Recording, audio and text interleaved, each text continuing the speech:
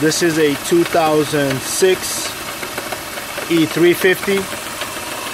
I took out the belt to see if the sound was coming out of either the alternator or any of the other accessories, but apparently it seems that I might have a valve issue, or I'm not sure.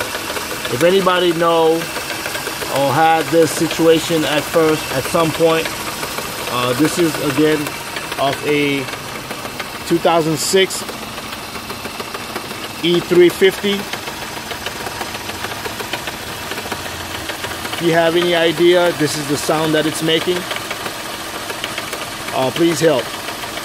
Thank you.